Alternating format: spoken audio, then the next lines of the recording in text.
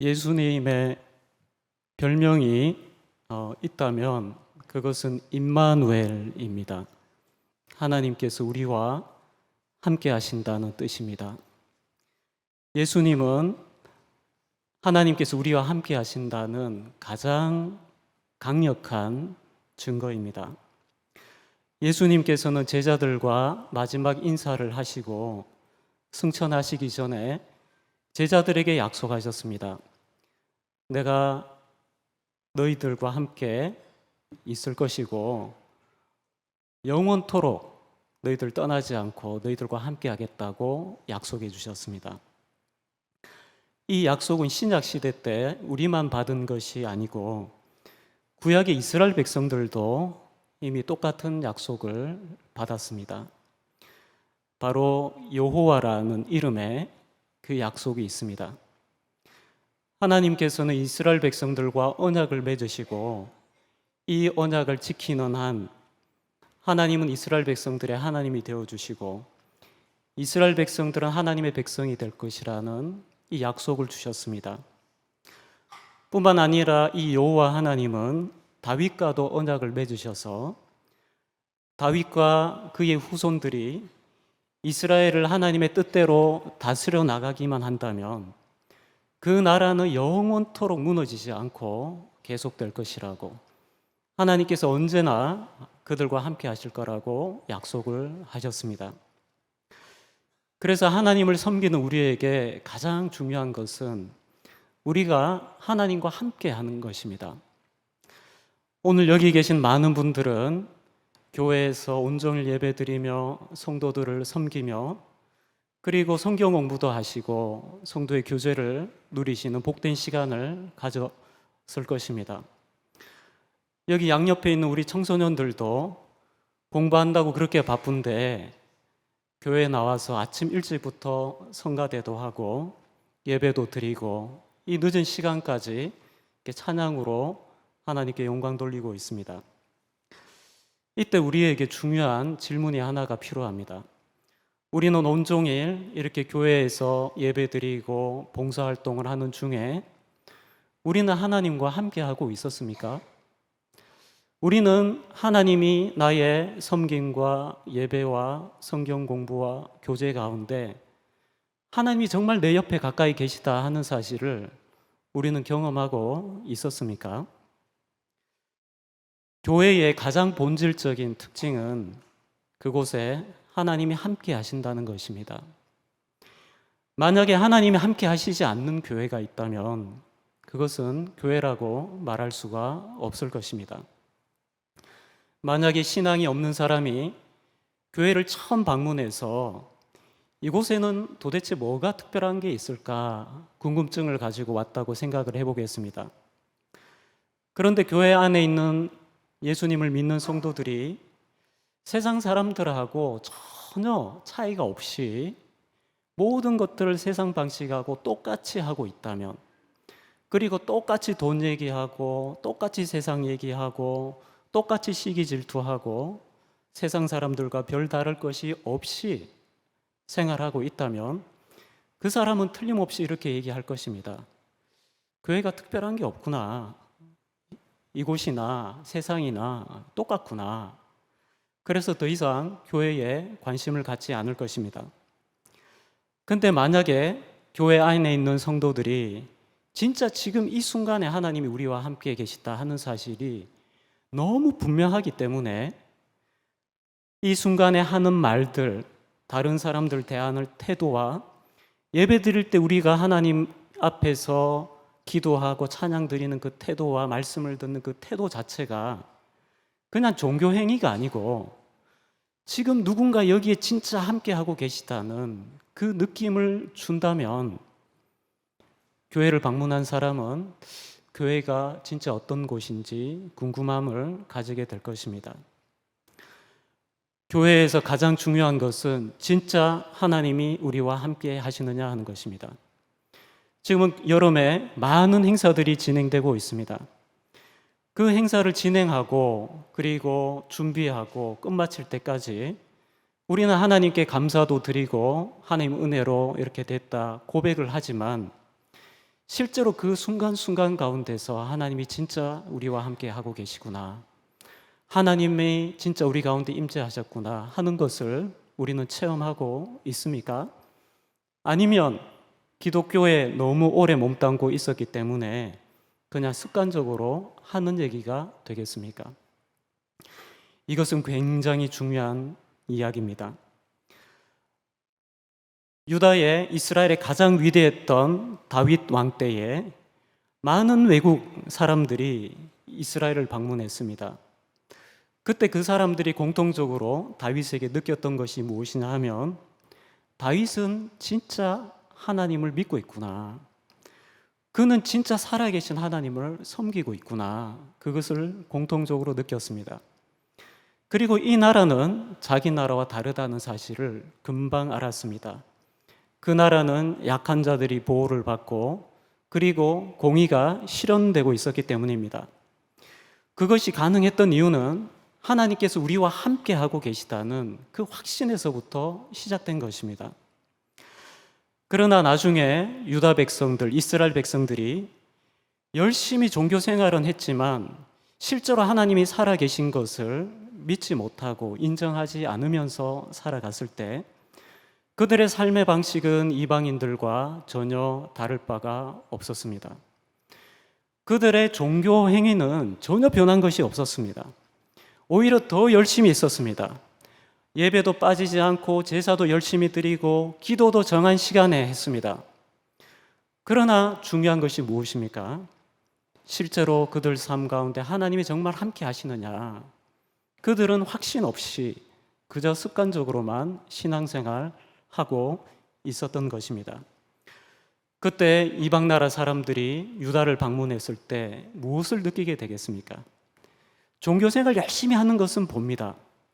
그러나 돈 버는 방법, 그리고 자녀를 양육하는 방법 전부 자신과 다를 바가 없었습니다. 실제로 유다는 많은 왕들을 통해서 나라가 부유해졌을 때 많은 부유층들, 귀족들이 생겨나기 시작했습니다. 이들은 돈을 많이 갖는 것을 경험하기 시작합니다. 그래서 급기야는 어느 정도까지 유다 사람들이 변하게 되냐 하면, 가난한 사람들의 땅을 온갖 편법을 써서 내 걸로 만드는 데 혈안이 되어 있었습니다. 그래서 많은 사람들이 고통을 당하고 눈물을 흘렸지만 이것을 보고 그들의 억울함을 풀어주는 왕이 없었습니다. 이런 나라를 본 이방 나라들이 유다를 봤을 때 어떤 생각이 들었을까요? 다윗 때는 그렇지 않았는데 지금 이 나라는 세상 나라하고 똑같아져 있었던 것입니다. 왜 유다 백성들이 이와 같이 변질되게 되었겠습니까? 그들은 믿음을 가지고 있다고 스스로 착각했던 것입니다. 그래서 그들은 자기가 하고 싶은 대로, 욕심대로 살아갔던 것입니다.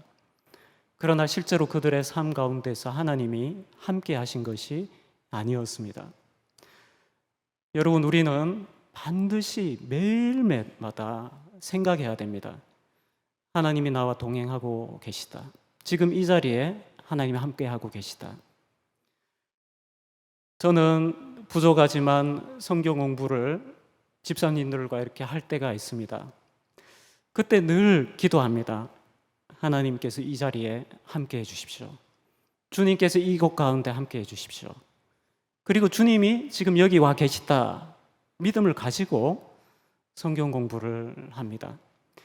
그래서 간혹 가다가 어떤 분들이 도가 지나친 말씀을 하실 때는 제가 말씀을 드립니다.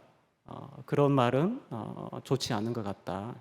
왜냐하면 하나님 말씀 대하는 것은 하나님을 대하는 것이기 때문이다.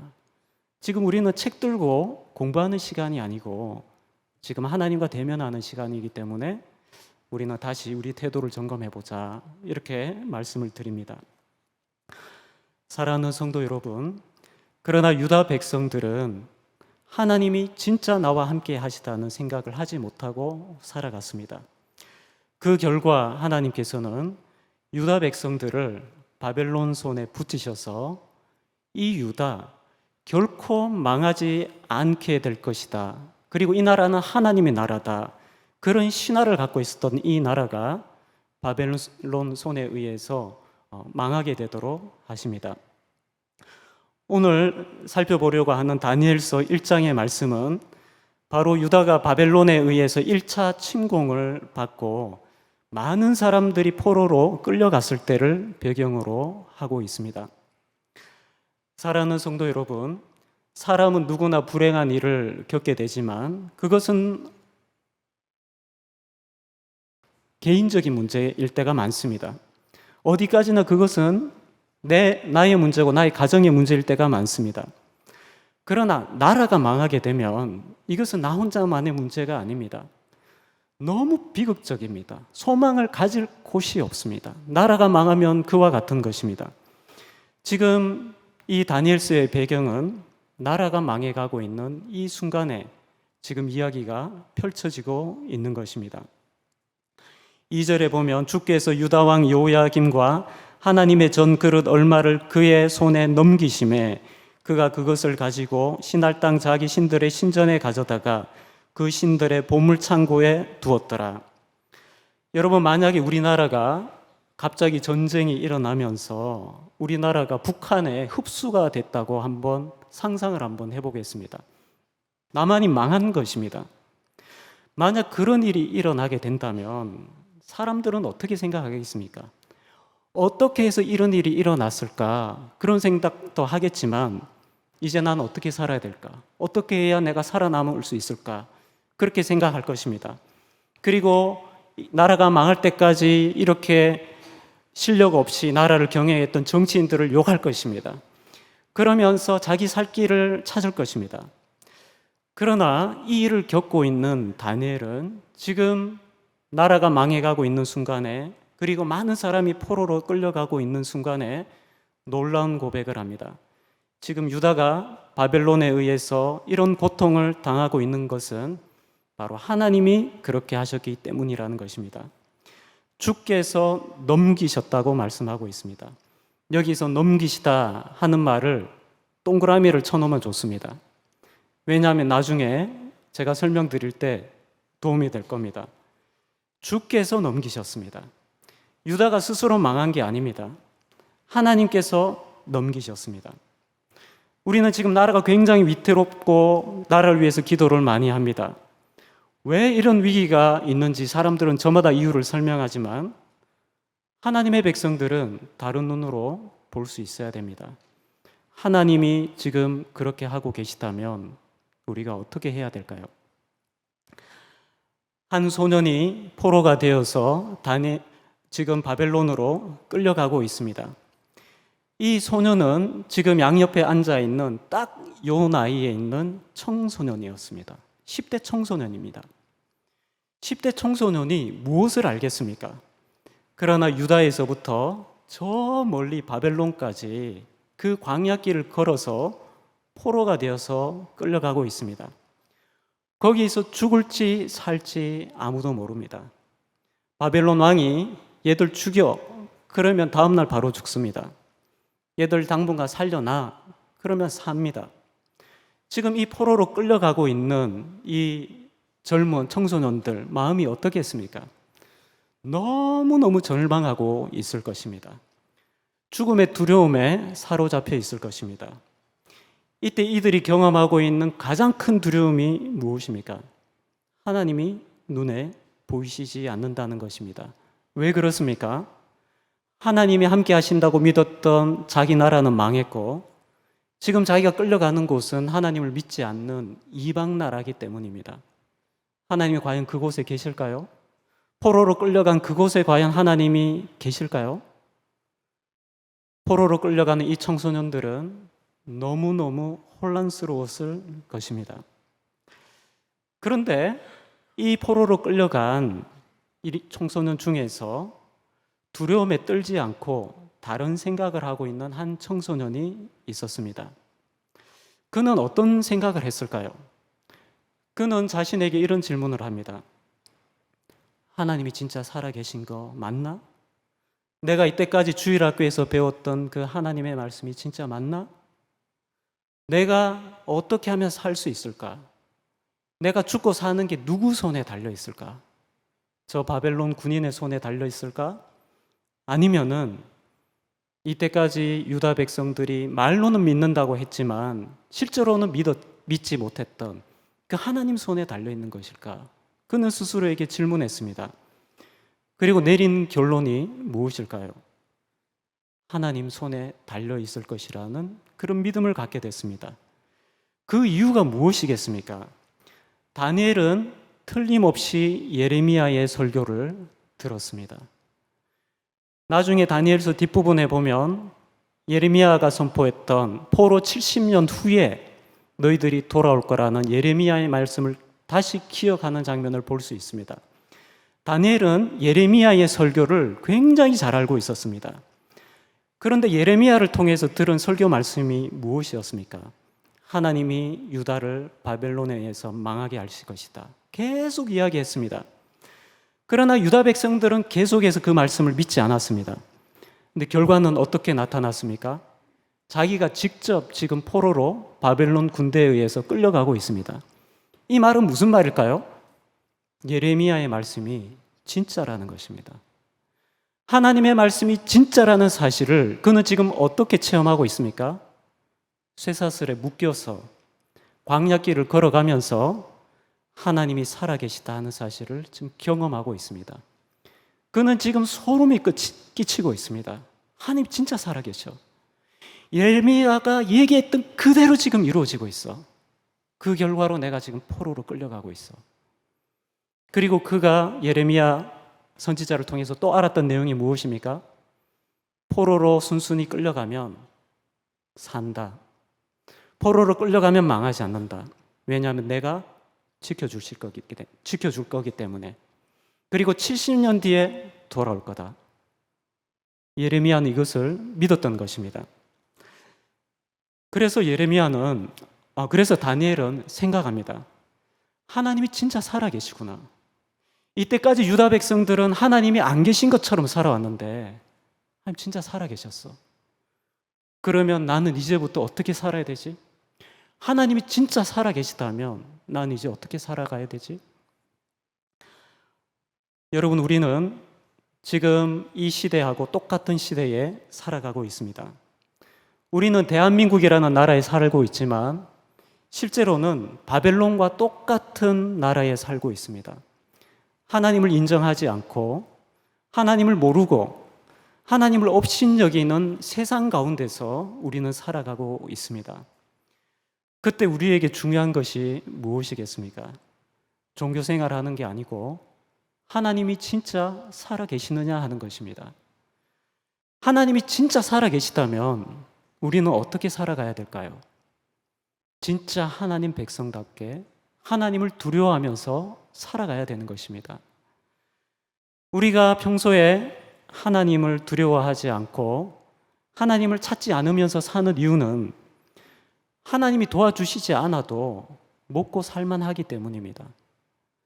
하나님이 도와주시지 않아도 그럭저럭 잘 살아가고 있기 때문입니다. 그래서 기독교라는 액세서리 하나 달고 종교 생활하면서 적당하게 직장 생활도 하면서 살아가면 아무 문제가 없는 것입니다. 그러나 이와 같이 나라가 망하고 위기가 생겼을 때 어떻게 됩니까? 그가 기존에 가지고 있던 신앙, 그가 가지고 있었던 믿음 전부 산산이 부서집니다. 자기가 믿었던 그 믿음은 진짜 믿음이 아니고 진짜 하나님과 동행하는 믿음이 아니었고 자기 신화였다는 사실을 알게 됩니다. 그 위기 가운데서 하나님이 진짜 살아계신 것을 경험할 수 있는 사람, 그 사람이 진짜 하나님을 제대로 아는 사람이라는 것입니다. 다니엘은 그렇기 때문에 생각을 합니다. 내가 이곳에서 바벨론 포로로 잡혀와서 나는 어떻게 이제 살아가야 되느냐. 그는 한 가지 결심합니다. 이제 더 이상 나를 더럽히지 않고 하나님이 나에게 원하시는 대로 나를 깨끗하게 해서 나는 살아가야겠다. 여러분, 청소년들이 얼마나 세상에 보기에 좋은 게 많습니까? 세상에 재밌는 건 너무 많습니다. 그러나 그것 중에 깨끗한 것이 거의 없습니다. 노래와 영화와 모든 매스미디어는 깨끗한 거, 볼만한 거, 들을 만한 게 없습니다. 다니엘이 지금 이곳에 도착해서 장학생으로 선발이 되었습니다. 출세길이 열려 있습니다. 아, 이제 됐다. 이제 여기서 내가 장관 되고 이렇게 살면 되겠다. 어휴, 이제 걱정 안 해도 되겠다. 이렇게 해서 바벨론 사람으로 살아가도 됩니다. 그런데 다니엘은 어떻게 생각합니까? 그게 중요한 게 아니야. 하나님이 진짜 살아계시다면 내가 잘 먹고 잘 사는 게 중요한 게 아니야.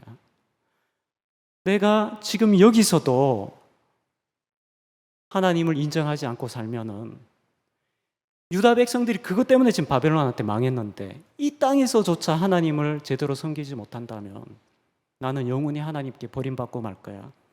나는 지금 이 자리에서 하나님께 인정받는 삶을 살 거야 해서 뜻을 정한 것입니다. 나 자신을 바벨론의 것으로부터 더럽히지 않도록 뜻을 정한 것입니다. 여러분, 우리가 바벨론과 같은 이 세상에서 하나님을 인정하기 위해서 가장 먼저 결단해야 되는 것은 세상의 것으로 나를 더럽히지 않기로 결단하는 것입니다. 바벨론 사람으로 살아가면 안 되는 것입니다. 내가 누구인지 바로 알아야 되는 것입니다. 청소년들이 내가 하나님의 자녀다, 이 사실을 모르면 이 세상에서 다르게 살아갈 이유를 찾을 수가 없습니다. 그들이 단순하게 게임이 좋아서 그것을 따라가는 것이 아닙니다. 세상이 그냥 재밌기만 해서 그것을 따라가는 게 아닙니다. 내가 진짜 하나님의 백성인가, 그것이 정리가 안 되어 있기 때문에 세상을 좋아하는 것입니다. 우리 친구들, 하나님 백성 맞습니까? 이쪽에 물어봐야 되겠습니다. 형제들, 친구들, 하나님 백성 맞습니까? 네, 이쪽은 깨어있고 이쪽은 잠들어 있는 것 같은데, 졸아도 괜찮습니다. 아무 상관없습니다. 그러나 결단해야 됩니다. 나는 바벨론 사람이 아니고 이 세상 사람이 아니고 나는 하나님의 자녀다. 그러면 그 다음에 이게 나올 수 있는 겁니다. 그렇기 때문에 나는 보는 것, 듣는 것, 나는 분별하겠다. 여러분, 바로 이것이 지혜의 시작입니다. 바벨론에서 구별된 삶을 살아가는 하나님의 백성의 지혜의 시작은 바로 여기서 시작되는 것입니다. 바로 이것이 없으면 절대로 우리는 이 세상에서 하나님이 기뻐하시는 뜻을 이루는 삶을 살아갈 수가 없는 것입니다. 그래서 다니엘은 어떻게 합니까? 자기를 관리하고 있는 환관장에게 가서 제가 왕의 음식과 포도주를 먹는 것은 여호와를 섬기는 우리들에게는 부정한 일이 됩니다. 그래서 저희를 더럽히지 않도록 그 음식 대신에 채소와 물만 마실 수 있도록 해주십시오. 부탁을 합니다. 그러자 환관장이 대답합니다. 네 말은 무슨 말인지 알겠는데 만약에 그렇게 먹었다가 네가 굉장히 초췌해질 거고 몸이 건강이 안 좋아질 텐데 왕이 나중에 그 모습을 보면 내 목이 날아간다. 그러니 들어줄 수가 없다고 이야기를 합니다. 그러나 놀랍게도 환관장은 이 얘기를 듣고 다니엘에게 화를 낸다든지 포로 주제에 이런 부탁을 나한테 해, 너 좀 맞아야겠다, 이렇게 하지 않습니다. 왜 그랬을까요? 9절에 보면 하나님이 다니엘로 하여금 환관장에게 은혜와 긍휼을 얻게 하신지라. 여기서 얻게 하신지라 동관어미 치시기 바랍니다. 하나님이 얻게 하신지라. 다니엘은 그냥 결단한 것밖에 없습니다.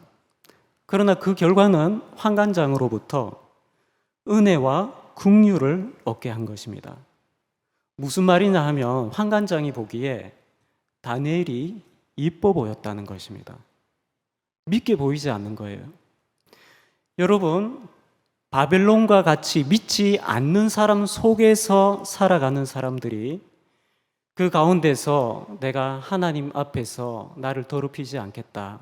그리고 하나님을 제대로 섬기면서 살아가야겠다 할 때 믿지 않는 사람들에게 막 교만하게 예의 없이 구는 게 아닙니다. 다니엘은 굉장히 겸손하게 부탁을 했습니다. 자기 상황을 알렸습니다.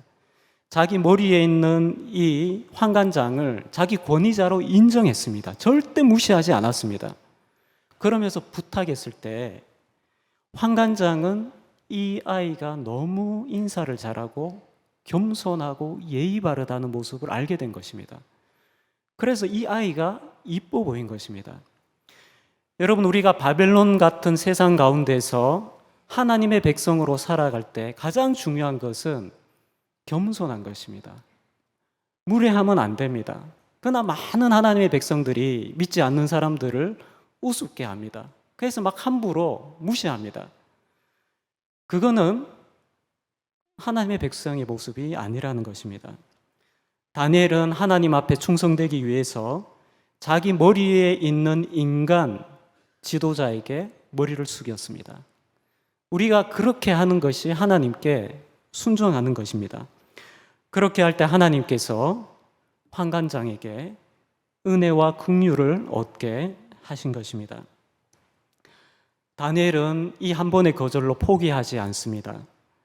실무 담당자에게 가서 이제는 또다시 이렇게 얘기하는데, 그러면 10일만 테스트하게 해주십시오. 10일 동안 채소하고 물만 먹게 하고, 그렇게 한 다음에 왕의 음식을 먹은 사람과 저희하고 비교를 해보십시오. 그래서 문제가 만약 없다면 계속 이렇게 해주실 수 있는 거 아닙니까? 그래서 그때 10일 뒤에 판단해 주십시오. 부탁을 했을 때 이 사람은 그거 좋은 생각이다 하고 열흘 동안 채소와 물만 먹게 합니다. 그렇게 했더니 10일이 지나고 보니까 왕의 음식을 먹은 사람보다 더 건강한 모습을 보여주는 것이었습니다. 그래서 이 감독자는 원래 그들이 먹어야 되는 음식, 포도주 전부 다 빼고 채식하고 물만 주어서 그 기간을 자기를 더럽히지 않고 살 수 있도록 해주었던 것입니다. 그렇게 한 다음에 하나님께서는 17절에 보면 하나님이 이 네 소년에게 학문을 주시고 모든 서적을 깨닫게 하시고 지혜를 주셨으니 다니엘은 또 모든 환상과 꿈을 깨달아 알더라. 그리고 9절에 보면 20절 보겠습니다. 왕이 그들에게 모든 일을 묻는 중에 그 지혜와 총명이 온 나라 박수와 술객보다 10배나 나온 줄을 아니라. 여기서 17절에 보면 하나님이 이 네 소년에게 학문을 주시고 되어 있습니다. 여기 주시고 또 동그라미 한번 쳐보시기 바랍니다. 여러분, 이스라엘 백성들은 세상의 주관자가 하나님이신지 인정하지 않고 살았습니다. 그래서 망했습니다. 하나님이 임재하는 특권이 있는 그 나라 가운데서 하나님이 주관자가 되신다는 사실을 인정하지 않았기 때문에 망했습니다. 그래서 하나님께서는 2절에서 유다를 바벨론 손에 넘기셨습니다. 그러나 다니엘은 어떻습니까? 하나님이 계시지 않는 곳 같았던 바벨론에 가서 그는 하나님을 인정했습니다. 그리고 자신을 더럽히지 않기로 결단하고 생명을 걸고 모험을 했습니다. 그렇게 했을 때 어떤 일이 일어났습니까? 9절에 하나님이 은혜와 긍휼을 얻게 하신지라.